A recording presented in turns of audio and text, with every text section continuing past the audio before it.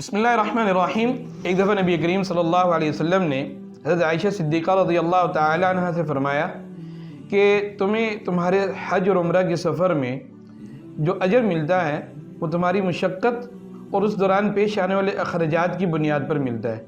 यानी इंसान या मुशक्क़त ज़्यादा उठा लेता है या अखराजात खुले दिल से करता है तो अल्लाह जल्ल शानुहु उसको उसी के हिसाब से ज़्यादा सवाब अता फरमाते हैं।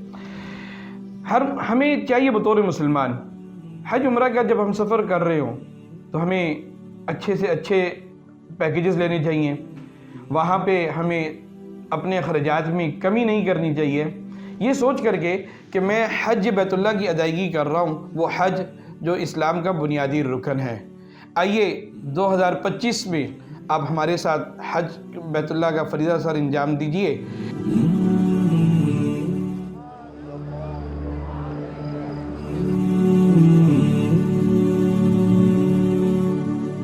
इंशाअल्लाह ताला बेहतरीन सहूलियात के साथ, अच्छी सर्विसेज के साथ, इत्मीनान क़ल्ब के साथ जब आप हज बैतुल्लाह अदा करेंगे तो आपका ये सफ़र यादगार रहेगा।